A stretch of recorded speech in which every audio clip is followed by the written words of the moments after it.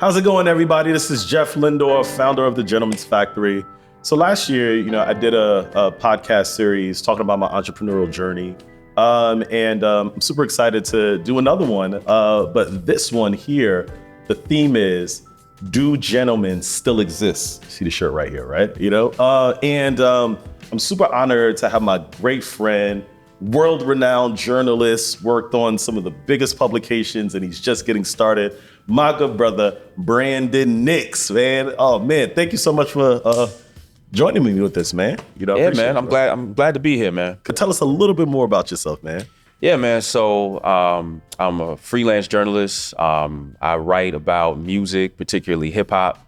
I'm also a podcast producer and host. Okay. So, that's why I had to get the best of the best of the best of the best of the best to be a part of this, man. So, yeah, man, do gentlemen still exist, man? It's funny we're talking about that because that is something that I've heard, pretty much most of my life, where people say, oh, gentlemen don't exist no more. And what happened to men these days? They don't act like how they used to. And it's such an interesting conversation because there's so many layers to it. You know what I mean? It isn't just a guy who wears a certain type of clothes. It isn't a guy who does certain things to make himself look like a gentleman. You know what I mean? Like, there's so many layers to it. Yeah. So, we're going to break it down and we're going to talk about 3 different things today. Ooh. Relationships, Ooh. style, and purpose. Ooh. So get with us. Oh, stay tuned.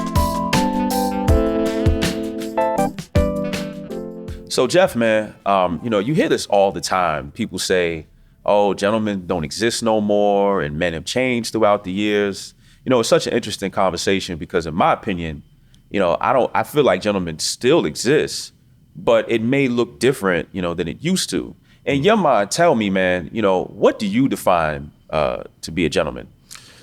Yeah, I think to be a gentleman, you have to be a member at the Gentleman's Factory. No, right? No, I mean, but in all seriousness, the world is shifting, right? So from a physical standpoint, it's like if someone had on a suit and a tie and shoes, etc., then that's a gentleman, right? Yeah. So it's but even in corporate America, the attire standard is shifting, tech, etc. So it's a bit harder now to just see someone and then just point out that person. So attire isn't, I'd say, the standard or so, right? So there's so many things that I'd say encompasses what a gentleman is, right? But and then we'll unpack that forever now. But what is your immediate thoughts when it comes to that? My thoughts is it's all about the character. You know what I'm saying? It's all about how you carry yourself. It's not necessarily about wearing a suit, or wearing some type of formal clothing. It's really how you treat others and how you treat yourself. You know what I mean? I know people who wear a hat and do-rag and a white tee, and they're the biggest gentleman you'll ever meet in your life, right?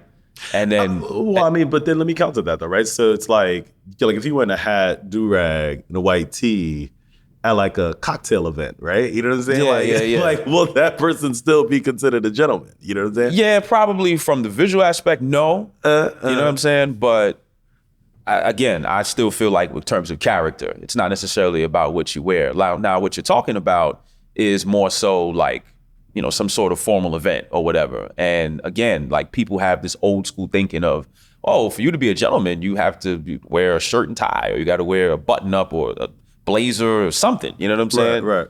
I feel in any setting, anywhere, don't matter what you got on. It's all about here. It's all about how you think and how you carry yourself. I think honestly, there is a element to that, but I also think though that it's a comprehensive approach, right? You know what I'm saying? Because yes, your character, etc., that is a standard, right? Yeah.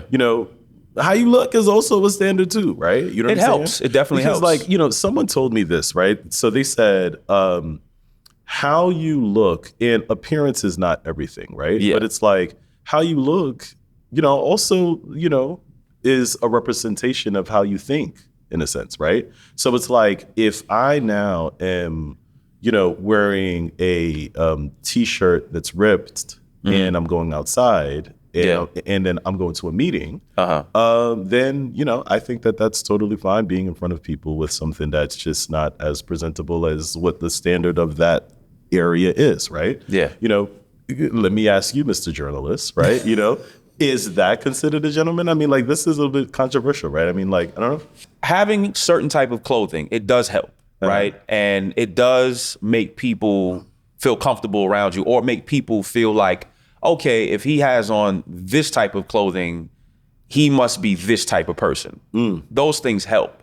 But I still go back to your character, because you could be the dude in a fly purple label Ralph Lauren suit. You know what I mean? You could dress like Pharrell. You could dress like Tyler, the Creator. You know what I mean? That don't mean that you're an actual gentleman. You know what I mean? It may help people perceive you to be that, but that don't mean nothing. What are women saying about gentlemen? Right? That is such an interesting question, because that's who I hear the whole gentlemen don't exist narrative from, mostly them. Yeah. Right. Yeah. And it's interesting, because not only in dating, but just in everyday life, a lot of women feel like, oh, gentlemen don't even exist, really, because they don't even do simple things like hold the door open for me when I'm walking through somewhere. Yeah. You know what I mean? They can't even be respectful enough to give me my space when I'm walking in the street, or especially at night when I'm trying to go home and you're like real close to me. Yeah. And it's making me uncomfortable. Yeah. Stuff like that. So yeah, like it's interesting when you talk to women, you hear so many of these little things about, what men are not doing to be a gentleman. You know what I mean? So that's what I've gathered, throughout the years. And it's unfortunate, because I feel like the men in my circles, I feel like they do a good job of handling themselves in a gentleman-like manner. But I also have to remember that, my circles of men, or my circles of friends, I should say, are a small group of men. That's not the entire gender. Right. And that, there may be more men than I know that aren't gentlemen. Right. As opposed to the ones that are my friends. Right, right. Yeah, I mean, like, I think, though, like, one has to ask if, like, chivalry and being a gentleman, and if women are not feeling as though men are not that way now, then the question is, like, where would they have learned it from? Right? Yeah. And, like, putting my public policy hat on, right? Black men systematically has been, it was more favorable for the male not to be in the home, to get certain programs, to get certain government subsidies, et cetera, et cetera, et cetera. Yeah. So it's like, absent a man in the home, then, he's, and then he has a son. Where is he learning just these mannerisms of how to tie a tie, how to do all of those things, right? So, yeah.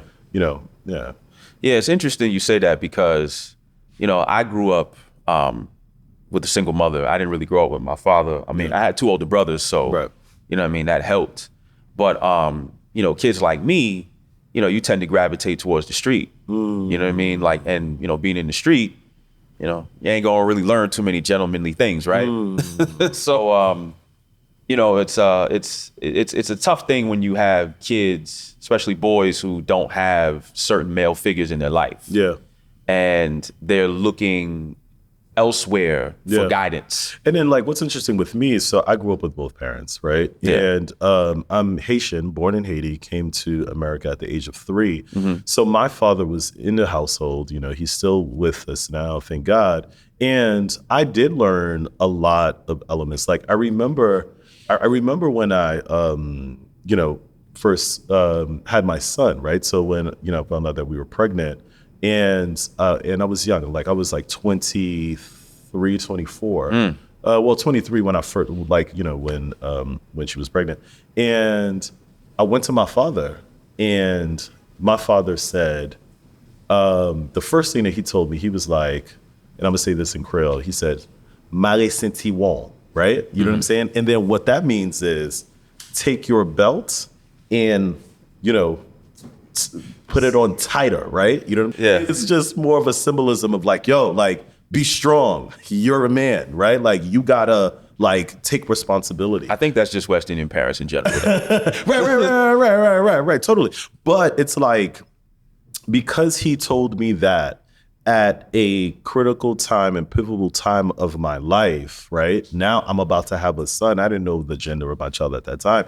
But it's like, because I heard that from him, that was an anchoring point in my life. And now I have 2 children and I'm like, like father of the century, I think, right? Yeah. I don't know if my kids think that, but anyway, right? You know what I mean? But I'm saying that to say that, like, going back to gentlemen, I think that right there is an element of being a gentleman, but I also learned that through my father. Like I said earlier, I didn't have my father around. So for me, I had to learn examples through my brothers, but also other men in my life. And I would say for me, I learned more so what not to do.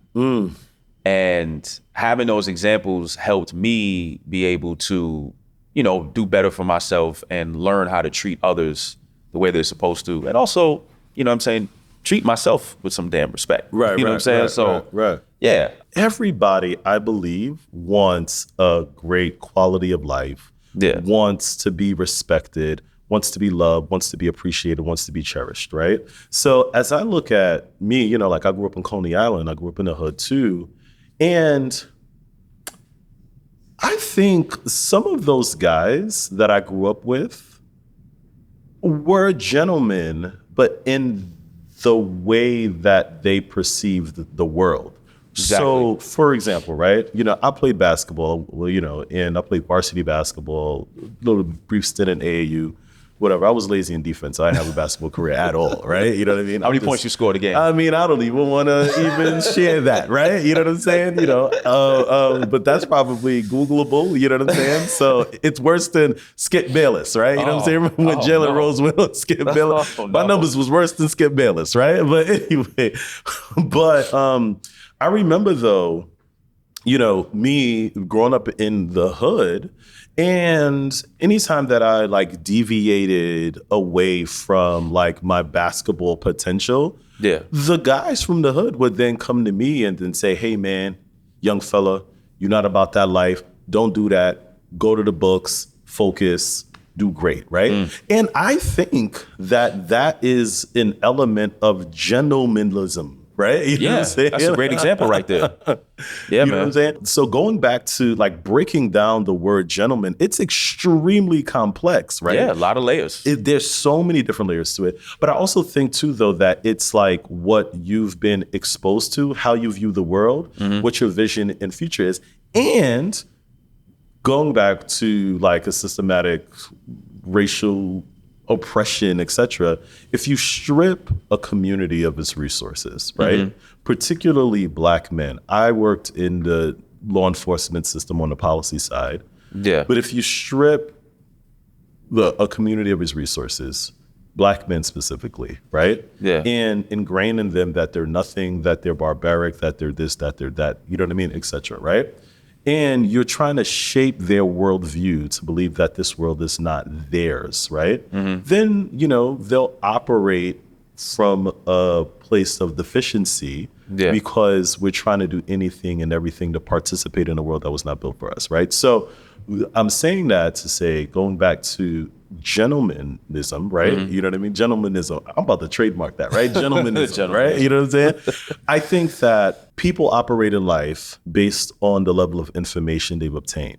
So I'm operating based on what I know. And then with what I know is limited, then I operate based upon that level of deficiency, right? So what do you think about like just the whole, folks from the hood, I would say, right? Or where we grew up, right? You know what I mean? Like, there's some gems in there, right? Like, do you think that there's some level of gentlemanlism in there? To add on to what you were saying about resources being stripped away and Black men having to adjust and adapt to that and use that to their advantage, even though it may not be the best way. I've seen a number of friends, do that. And it's unfortunate because I look at them sometimes and I'm like, damn, like if you would have had this and had this with the incredible mind that you have and the talents and the gifts that you have, you would approach life so much differently.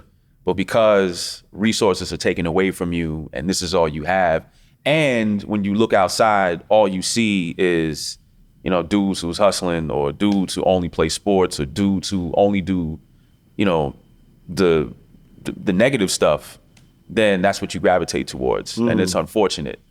But within that, yeah, there's definitely some gentlemanly things that happen within, like the example that you had brought up. But also too, dudes in the community that set up, basketball tournaments, or, do things in the community center, or, have programs for children. You know what I mean? Like those things are also gentlemanly as well. And those are things that go on in the hood too. Yeah, yeah. I want to bring this up because this is an interesting thing. Sometimes when we talk about men being gentlemen, it gets viewed as corny sometimes. And I do wonder, what do you think of that? Because, you could dress a certain way and you could act quote unquote gentlemanly. Yeah. And some dudes would be like, man, that dude's a cornball, man. I don't want to talk to him, man. Ew, like, you talk to girls like that? You know what I mean? I don't even want to get into the whole Russell Wilson future thing. I don't even want to. Word, for sure. For sure. But yeah, like, what do you think about that in terms of it being labeled corny sometimes? I think that if you do not define who you are, you will allow other people to define you. And when they define you, they'll use their own definition. You want to know who was so corny, but everyone is trying to dress like him now? Two guys, Steve Urkel and Carlton Banks. Steve Urkel, Carlton Banks, when you look at their wardrobe, they're wearing polo classics, right? You know what I'm saying? Like they're wearing things that we're wearing now, right? So I think that the term corny, and going back to gentlemen, touch upon this a little bit, Russell Wilson, right? Yeah. Russell Wilson, he is a father. He's a husband. Yeah. He's a stepdad that also takes his stepson as his own. We don't know him, but just based upon what we see. Yeah. You know what I'm saying? He's really respectful, right? Yeah. Super Bowl champion. I don't know what he's doing in Denver right now, but that's another conversation for He's a Hall of Famer, though, regardless. Depending on what he does this season, right? Yeah. You know what I'm saying? So, I don't know. So that's why I think, and that's why I think that this podcast is really important when you're unpacking the term gentleman, because, Russell Wilson is a gentleman, but society looks at him as corny, right? You know what I'm saying? But so there's just so many different layers, I would say. Yeah, it's unfortunate that certain people think that way, because ain't nothing corny about, treating people in your life and the people in your life good, the people that are in your life good, right? I should say. There's nothing corny about respecting others, you know what I mean? As long as they respect you too, for sure, obviously. For sure. But then also too, one of the things that I also wanted to say, man, was that going back to the journey of being a man, right? Now I'm a 1986 baby. Do the math. I don't want to say my age on in the airways, right? But do the math, right? Team 1986. But for the past, I'd say 7-8 years, I had to unlearn so many things that I thought was the right way to live, to be a Black man, right? You know what I'm saying?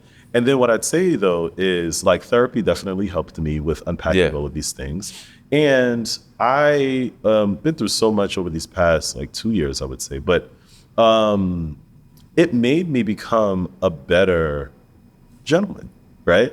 Because I'm unlearning the things that I learned, right?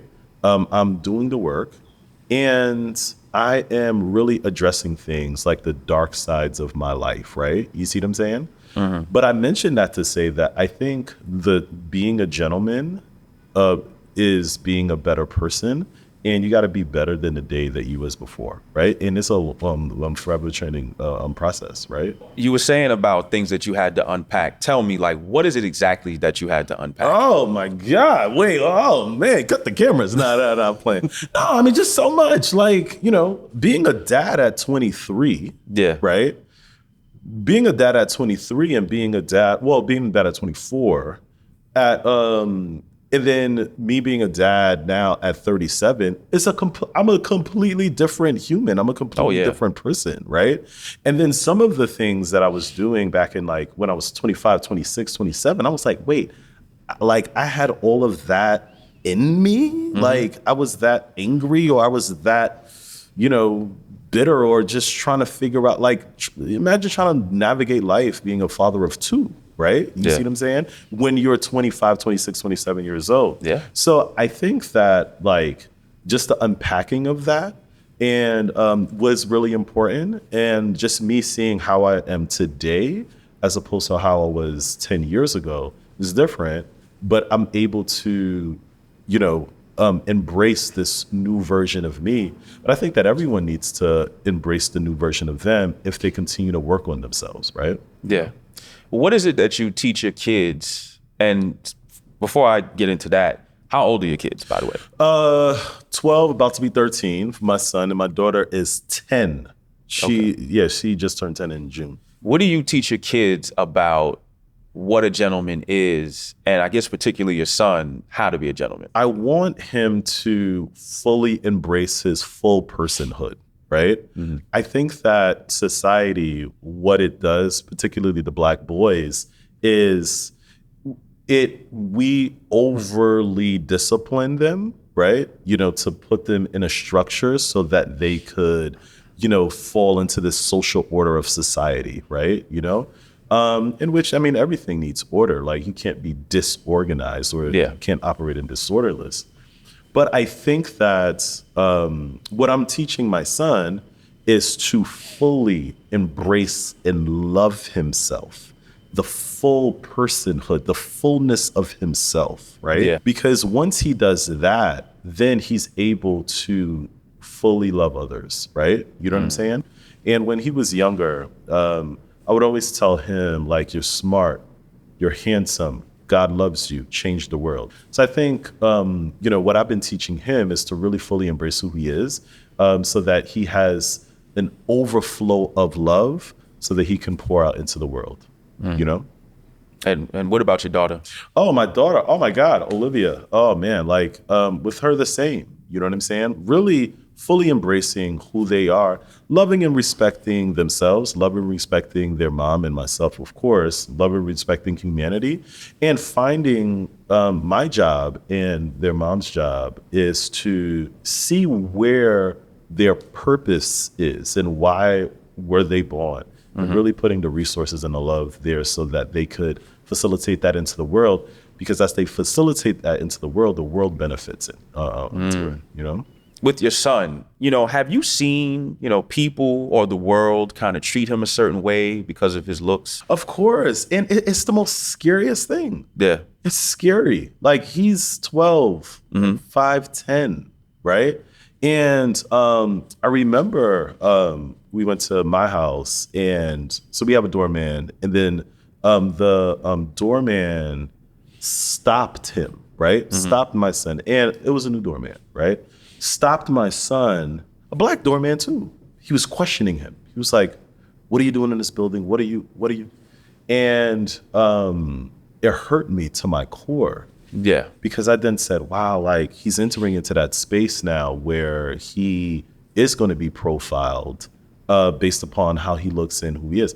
And then I checked that doorman heavy, right? You know what I mean? I checked him heavy. And I think that doorman was acting ungentlemanly, right? You know what I'm saying? Yeah. Because how are you going to now see another person who looks like him when he was probably younger? Well, my son got a lot of swag, and then that doorman had no swag, and then that doorman was probably 50 years old. So even at the age of 12, did he have on Air Jordan 1 breads? Not absolutely, patent leather breads? Absolutely not, right? You know what I'm saying? Absolutely not. Okay. But I think though that you know, it is scary, right? Because my son is entering into a world where, you know, the world is going to judge him. So now, let me ask you this question, right? Yeah. You know, because you don't have any kids yet, right? No. So now don't plan on having any time soon. Okay, right? You know what I mean? You know, man makes plans and God laughs, right? So you are 100% right. Right? You know what I mean? So invite me to the baby shower 9 months from now, my brother, right? But what I would say though is, how do, and this is a really interesting question, right?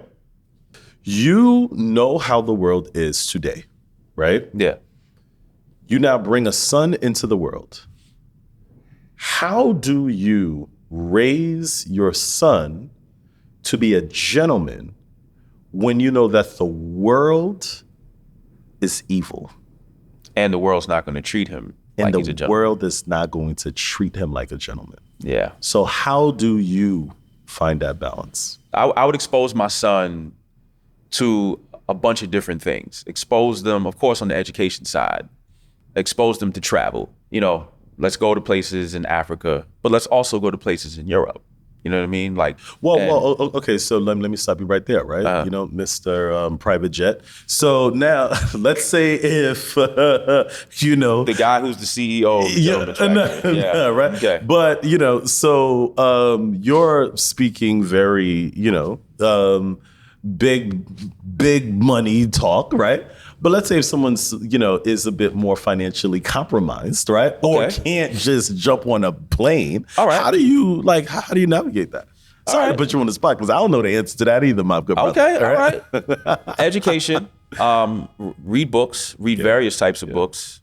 You know, expose them to different things. You know, let them, you know, act. Let them sing. Let them play sports. Yeah. You know what I'm saying? Let them do arts and crafts. Yeah.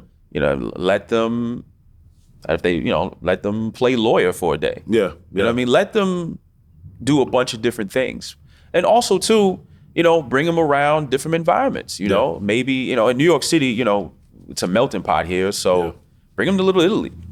You know what I mean? Bring them to parts where, you know, Europeans are, where Greeks are. You know what I mean? Where Romanians are. You know what I mean? Bring them to, you know what I'm saying? Bring them to just different various things so that have different types of crafts. For sure. So like, I think exposure is critical, right? Because if you're not exposed, then you'll think that the world, like your immediate proximity is the world, right? Yeah.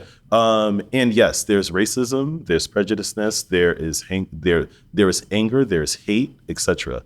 Absolutely. But I think though that the world, although is very evil, right? But I also think that the world does have a lot to offer, right? So, so now going back to the situation with my son, right? Yes, he was profiled. But then, you know, he is reading books about other, you know, realms of life. And then, you know, we travel here and there, etc. But it's also the conversations that we have as well. So I think that expanding young men's worldview, right, while also putting the resources around them to facilitate what is it in their mind to help them bring it into fruition is a stronger indicator of them being a productive person in the world, while not just being skewed of how one realm of the world exists, right? You know what I mean? Yeah, that's a beautiful way of saying that, because sometimes, not only we as men, but just, you know, us as a community, sometimes we could stifle ourselves by not being exposed to other things. And on top of that, when you're exposed to other things, you know, you could teach, you know what I mean, and help guide, you know, others. Absolutely. Yeah, I mean, so like this term, gentleman, is super complex, right? Yeah. Extremely, because I think that it really, like one of the anchoring points is your worldview, your experiences, what you prioritize, and how you view the world, right? Yeah. And it's from that retrospect that you'll then be able to facilitate that. And if you don't prioritize, the sensitivity of others, right? Yeah. Then, you know, you'll live a life of selfishness, which will then, you know, arguably you won't prioritize like chivalry and holding the door for others, right? Or so, or, you know, or always paying for the woman's meal. We're gonna save that for the next episode. Wait. No, men are always supposed to pay, right? Well, yeah, but varying circumstances, depending on the kind of relationship you have with your woman. Okay. Because because at least for me, I feel like not all relationships are the same, and it all goes for how you want to go about the relationship with your woman. Okay. Or how the woman goes in a relationship with their man. Well, I mean, so like we'll speak more about like men and women, like, you know, relationship dynamics in further episodes. But I just have a quick question though, right? Yeah. So let's say like if you meet a woman, right?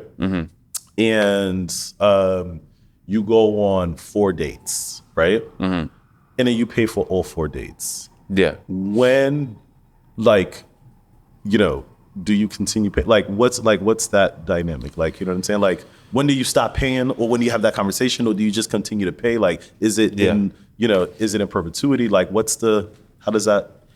I mean, again, like, Don't get in trouble, bro, by the way, right? You know what I'm saying? That's why I asked you the question, right? I think I'll be fine. Again, I think it just varies on the woman and the kind of relationship that you guys are in. You know, some women want men to pay for everything. Okay. And others, in the beginning, they'll be like, all right, he paid for the first 3-4 dates. All right, I'll cover the next one. Or, Okay. you know, or I know they don't want to hear this, but, you know, maybe they'll go Dutch the next time. Who knows? Okay. See, but okay. No, but it all varies. You know what I mean? Like, I mean, for me, you know, I like to pay for everything. You know what I'm saying? Okay. At least in the beginning. Says the guy who got private jets. Yeah, got it. Right?